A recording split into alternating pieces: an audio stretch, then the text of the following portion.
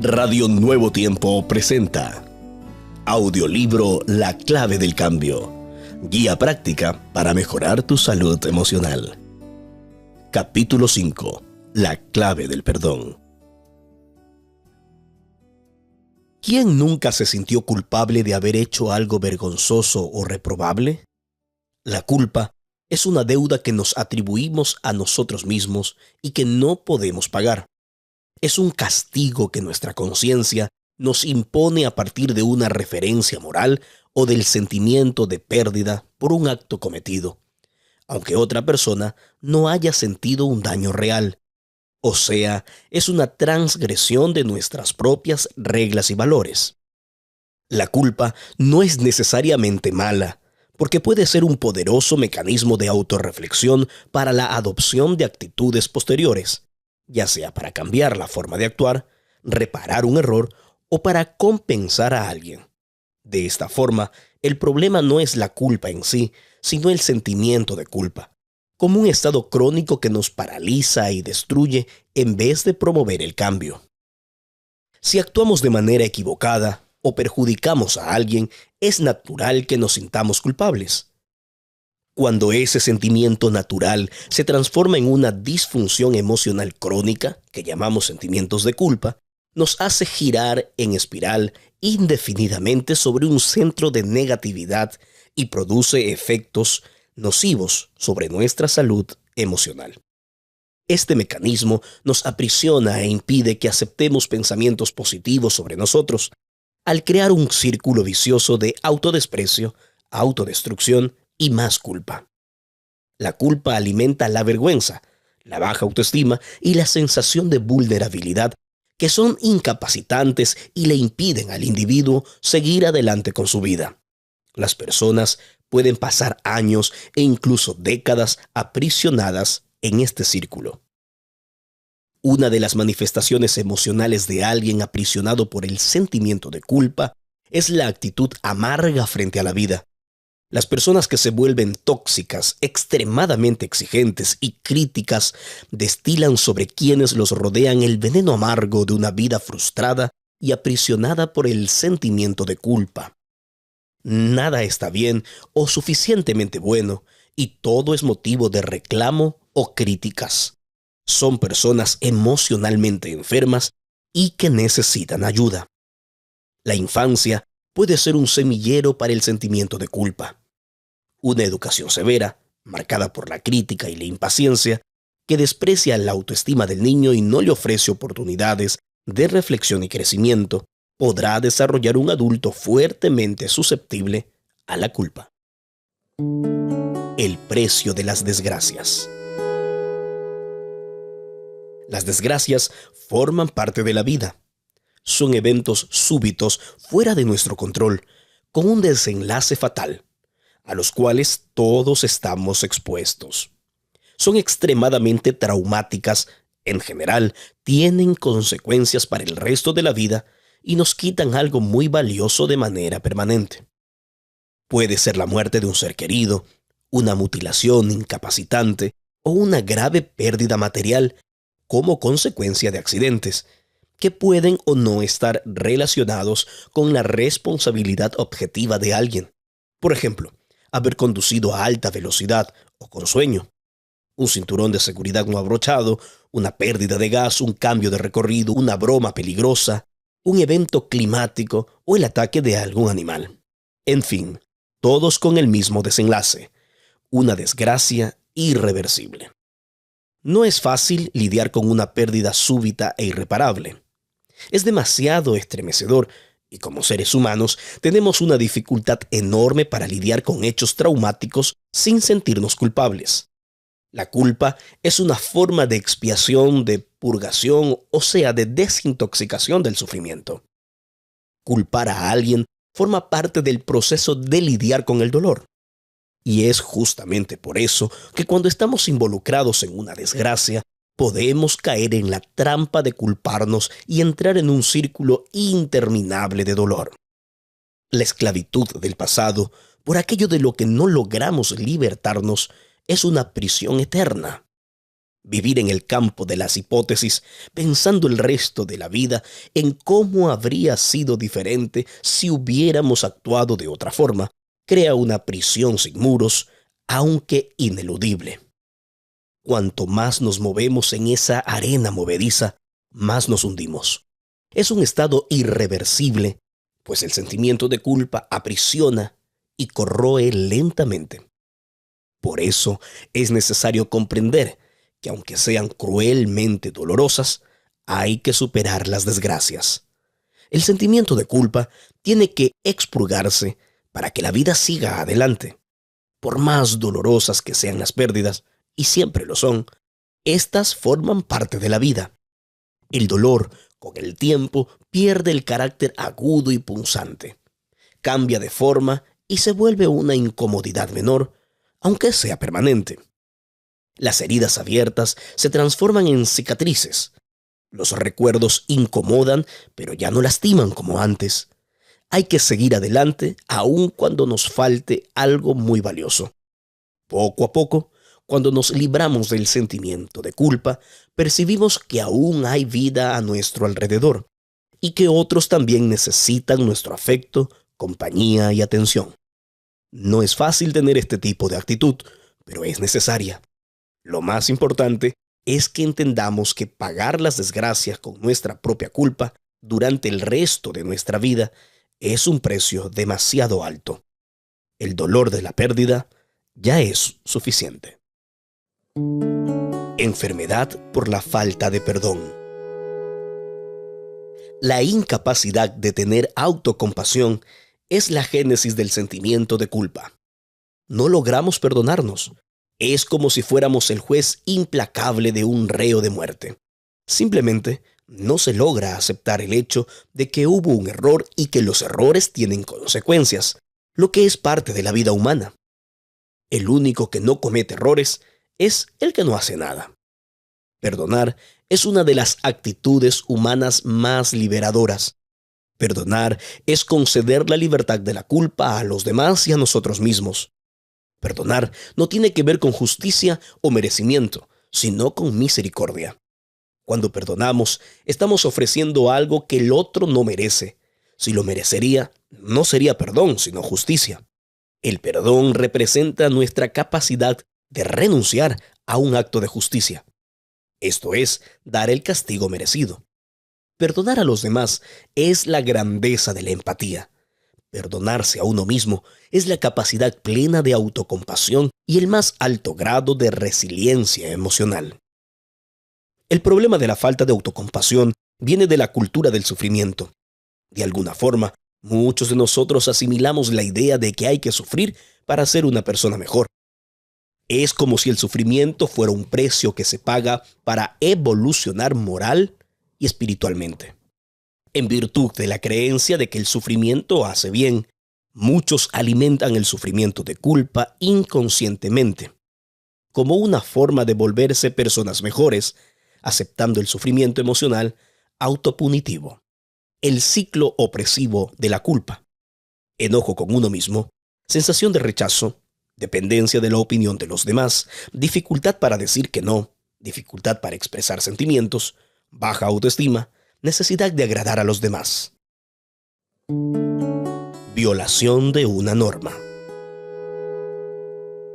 La culpa también puede provenir de la violación de una norma social, ética o religiosa. Todos determinan sus convicciones, las cuales forman su base moral. Cuando las acciones, intencionales o no, violan esas normas y destruyen esas bases, hay un sentimiento de responsabilidad por un fracaso social, ético o religioso. La culpa alcanza proporciones especialmente perjudiciales en personas con problemas de adicciones. Las adicciones son hábitos que no logramos interrumpir, aún sabiendo sus maleficios. Son actitudes recurrentes que nos perjudican, pero que resurgen reiteradamente en la vida. En estas personas, el mecanismo de culpa se vuelve un factor de dificultad para superar la adicción, pues con cada recaída, la sensación de fracaso e impotencia deja a la mente aún más susceptible para un nuevo episodio. La culpa destruye la autoestima y la fuerza de voluntad, y la persona se entrega cada vez más a la adicción como una forma de fuga. De esta forma, el sentimiento de culpa puede pasar a ejercer un doble efecto negativo. Además del sufrimiento en sí, causa una debilitación emocional que predispone a nuevos errores. Las consecuencias. La culpa lleva a la procrastinación, a la depresión y a la parálisis funcional. Miedo. La procrastinación es la postergación de tareas, es la incapacidad crónica de concluir lo que debe hacerse. El procrastinador no logra mantener el foco y concluir las actividades dentro del plazo esperado, porque siempre pospone lo que debe hacerse. Esto sucede por varios mecanismos diferentes, pero cuando está relacionado con el sentimiento de culpa, tiene que ver con la sensación de impotencia y baja autoestima. El trauma causado por un error en el pasado lleva a la persona a evitar la posibilidad de equivocarse en otras cosas, y por eso puede generar un comportamiento procrastinador. La depresión es la incapacidad de alegrarse e interactuar con otros. Puede manifestarse tanto por la tristeza incapacitante como por la falta de interés por la vida, por las cosas y por las personas. Es un sentimiento de total desesperanza que reseca la naturaleza humana y le quita el sabor de la vida. La culpa comparte algunos síntomas con la depresión: pensamientos de autodesprecio, desesperanza y falta de perspectiva hacia el futuro. Por eso, en personas predispuestas a ello, puede funcionar como un poderoso detonante para desarrollar una depresión. La parálisis funcional se trata de la incapacidad de proseguir con proyectos personales por causa del miedo a equivocarse. La persona desiste de intentar por el miedo a la frustración. No quiere correr el riesgo de sufrir de nuevo con el peso de la culpa. El sentimiento de culpa destruye toda emoción relacionada con el desarrollo personal, pues siempre rebaja a la persona como a una fracasada. Manifestaciones de la culpa: remordimiento, sentimiento de inferioridad, manifestaciones dermatológicas, caída del cabello, insomnio, terror nocturno, pesadillas, alteraciones del apetito, actitudes autodestructivas, comportamientos compulsivos, pensamientos turbulentos, cansancio inexplicable, ansiedad, angustia, autosabotaje y mal humor. Superar la culpa. Para superar la culpa será necesario seguir determinados pasos y estar dispuestos a enfrentar el dolor de la superación. Esto asusta porque la culpa nos incapacita, produciendo el miedo a equivocarnos y sufrir de nuevo. Sin embargo, necesitamos seguir la estrategia de la escalera, mirar de un escalón por vez y no todo el camino. Así es posible subir de a poco y salir del fondo hasta donde se necesite llegar. Observa ahora los siguientes pasos. 1. Comprende la culpa. Existen dos tipos de culpa. La primera es la culpa productiva, que nos lleva a la reflexión y al cambio. La segunda es la culpa improductiva, que nos paraliza, nos desprecia y nos empuja hacia abajo. El primer paso es identificar qué tipo de culpa nos está afectando. La culpa que nos hace reflexionar sobre nuestros errores y nos motiva a cambiar es buena. Reconocer los errores propios y aprender de ellos forma parte de nuestro desarrollo personal y no hay nada de malo en ello. Es posible encarar la culpa como una oportunidad de aprender. Sentirnos mal por un error es un sentimiento constructivo que nos impulsa a promover cambios buenos. Por otro lado, la culpa que desprecia y paraliza es extremadamente perjudicial. La dolorosa y prolongada reflexión sobre nuestras fallas, con el foco solo en los errores y en cómo las consecuencias fueron dañinas, no promueve el desarrollo personal. Al contrario, hace que nos hundamos más y más. La culpa improductiva es paralizante y se la debe superar. Esclarece la naturaleza de la culpa, identificando sus motivos y evaluando tus propias acciones. No podemos cambiar lo que no entendemos. De ser necesario, escribe o conversa con alguien sobre ello. Luego saca todo lo que tienes dentro. Llora todas las veces que sea necesario. No huyas del dolor, déjalo fluir, pues el dolor necesita seguir un camino para dejarnos. Cuanto más intentemos reprimirlo, más nos lastimará. 2. Asume la culpa y las consecuencias. No niegues la culpa ni luches contra los hechos y la realidad. Si de hecho hubo un error, entonces no huyas de él. Entiende que todos cometen errores y que las actitudes tienen consecuencias. Lo que pasó no tiene vuelta atrás. No se puede cambiar el pasado. Es posible vivir un nuevo futuro a partir del presente. Comprende que tomamos malas decisiones en algunos momentos de la vida y que inevitablemente seremos visitados por las consecuencias. Si hubo pérdidas irreparables, no hay otro camino. Tendremos que convivir con ellas durante el resto de la vida. Aunque sea doloroso al principio, es liberador hablarse a uno mismo sobre ello. Acepta quién eres y reconoce tus limitaciones. Si tomaste algunas decisiones equivocadas a lo largo de tu historia, ahora estas son una oportunidad para aprender. Acepta que esto no es una garantía de que no te volverás a equivocar, porque no existe vida sin errores. Escribe claramente en un papel las consecuencias de tus errores, léetelas a ti mismo y después tíralo a la basura. No sirve de nada quedarse rumiando. Es hora de aceptar, superar y seguir adelante. Es hora de tomar la decisión de hacer algo diferente. Abandona y repudia cualquier pensamiento hipotético de cómo habría sido diferente si no hubiera sucedido el hecho, puesto que esto no se puede cambiar. 3. Practica la reparación. Esta es la parte más difícil, ya que no siempre es posible reparar todos los daños ni recuperar las pérdidas. Aunque siempre existe la posibilidad de reparar alguna cosa. Perdónate a ti mismo. Sé tolerante contigo y con los demás. Entiende que nadie en esta vida es perfecto, incluyéndote a ti. Haz las paces con alguien que lastimaste. Pide disculpas. Repara los daños en caso de que sea posible. Haz tu parte, aunque la otra persona no quiera. Arregla lo que rompiste. Retráctate de las palabras injustas. Recuerda que nunca es tarde para recomenzar. No lo dejes para mañana. Empieza hoy. 4. Evalúa las actitudes y cambia lo que sea necesario. La autoevaluación es un poderoso instrumento de cambio. Mírate a ti mismo, reflexiona y adopta las actitudes necesarias. Los siguientes pasos te ayudarán en este proceso. Usa la culpa para aprender. Haz las cosas de forma diferente y mejor. Corrige tu postura en lo que fallaste. Entiende que no tienes la culpa por los errores de los demás. 5. Cambia la culpa por la responsabilidad. Usa una estrategia constructiva con tus emociones. Cambia la culpa por la responsabilidad. La culpa paraliza, pero la responsabilidad moviliza.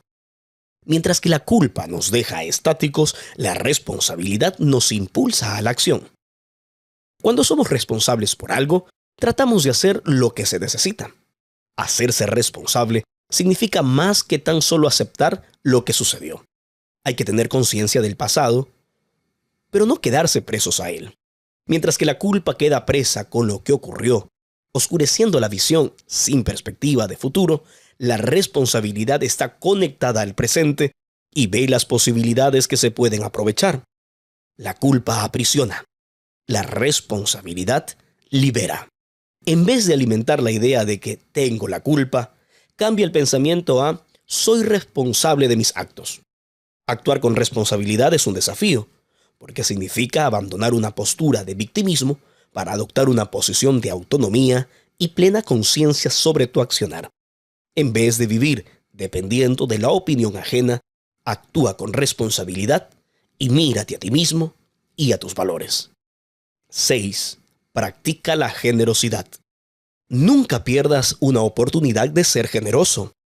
Haz siempre más de lo que las personas esperan. Sorpréndelas. Ejercita la capacidad de darles a los demás más de lo que merecen, pues esa es la esencia del perdón. Cuanto más generosos, caritativos y benevolentes seamos en nuestra vida, más preparados emocionalmente estaremos para perdonar, incluso a nosotros mismos. Recibe a las personas con una sonrisa. Ábreles la puerta. Déjalas entrar primero en el ascensor. Cede el lugar al estacionar. Sé siempre gentil. Da y ayuda a quien lo necesita. Participa de un proyecto de caridad y utiliza parte de tu tiempo y de tus recursos en favor de alguien. Cuando practicamos la generosidad, abrimos una puerta en el corazón y por esa puerta saldrá la culpa. El perdón es el antídoto de la culpa y la fuente del perdón está en la generosidad. 7. Desarrolla tu vida espiritual. Cada uno de nosotros posee necesidades espirituales internas y profundas, que de alguna manera como seres humanos descuidamos relegándolas a un segundo plano.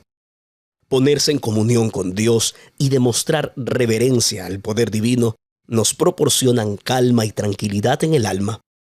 Esas experiencias disminuyen el ritmo de la mente, tranquilizan el corazón y resultan en serenidad. Una vivencia espiritual genuina impacta positivamente en la salud y aumenta la resiliencia. El sentido de pertenencia a una comunidad religiosa también ofrece fortaleza y paz interior. 8. Busca ayuda profesional. Ir al psicólogo puede ser altamente beneficioso como un significativo soporte en la reconstrucción de las conexiones emocionales debilitadas. Un psicólogo puede proporcionar orientación sobre las opciones terapéuticas más adecuadas, constituyendo así un apoyo valioso para promover cambios. Además, el asumir una perspectiva externa del problema puede ayudar a identificar los detonantes de la culpa y presentar alternativas para lidiar con ellos. La clave del cambio.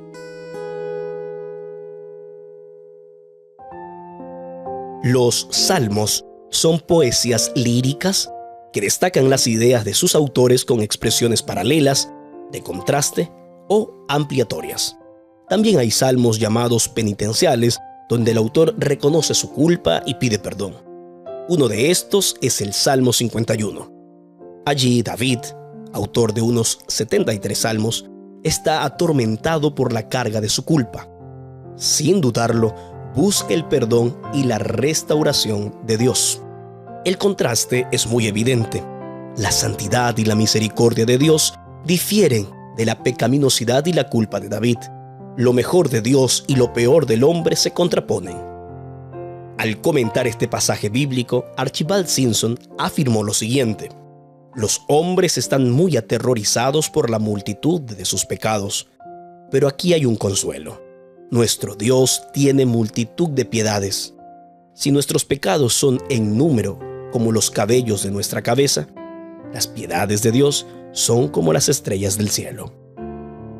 David sabía que podía encontrar paz, perdón y liberación de su culpa aferrado a los méritos del Señor. Sabía que Dios puede perdonar el peor de los pecados, pero no puede dispensar la mejor de las excusas. Esta gran oración fue escrita en momentos de caos y desesperación en la vida de David. Te invito a buscar una Biblia y leer sus palabras. David cargaba sobre su conciencia la culpa de sus graves pecados cometidos. Reconocer nuestros errores, confesarlos a Dios, sentir dolor por el pecado, arrepentirse, restituir al ofendido, hasta donde sea posible, y abandonar esas acciones son parte indispensable de la cura y la restauración. La culpa nos encierra, nos agobia, nos separa de Dios y de las personas. El pecado nos aísla y nos aleja de Dios, y la culpa lo hace aún más. David estaba sinceramente dolido por sus malos actos, que habían quebrado su relación con Dios. Así, experimenta un arrepentimiento sincero, profundo y completo. clama a Dios no por justicia, sino por misericordia. Suplica: Dios, ten compasión de mí. Y hace una gran petición: crea en mí un corazón limpio. Salmo 51, del 1 al 10. Solo Dios tiene capacidad de crear. El que originó la vida es el mismo que la mantiene y la restaura.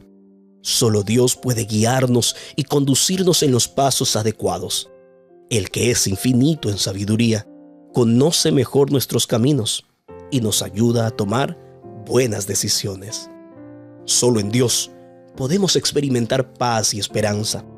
El que es omnipotente puede perdonarnos y sanarnos completamente de la peor de las enfermedades, el pecado. La culpa es el resultado de quebrar relaciones con Dios, con el prójimo y con nosotros mismos.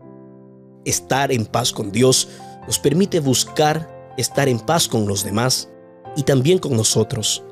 El perdón de Dios no es a medias, no es perdón sin olvido, es perdón completo y definitivo. El perdón que Dios nos da nos habilita para perdonar a los demás. Es fruto y consecuencia. ¿Cómo no perdonar a quienes nos ofenden? La profundidad con que perdonamos establece la sinceridad de nuestra petición al Señor. En la oración modelo, el Padre Nuestro, Jesús nos mostró el camino. Perdona nuestras deudas como nosotros también perdonamos a nuestros deudores. Mateo 6:12. Perdonar es el puente que nosotros mismos necesitamos atravesar para alcanzar el perdón de Dios. El escritor José Martín publicó en versos sencillos un poema titulado Cultivo una rosa blanca. Cultivo una rosa blanca en junio como en enero, para el amigo sincero que me da su mano franca, y para el cruel que me arranca el corazón con que vivo, cardo ni ortiga cultivo la rosa blanca. Es fácil entregar una rosa blanca a aquel que vive dándonos rosas blancas. Lo difícil es darle una rosa blanca a aquel que vive llenándonos de ortigas. Lo primero puede ser una transacción, un intercambio comercial, un negocio. Lo segundo es una experiencia vital y transformadora. Solo la presencia de Cristo en la vida lo hace posible. Es difícil caminar e imposible correr cargando a cuestas culpas no resueltas. Podemos resolver eso ahora mismo, arreglando nuestras cuentas con Dios y con los demás. La vida es muy corta como para vivir enemistados. Por lo tanto, busca el perdón y libérate de la culpa.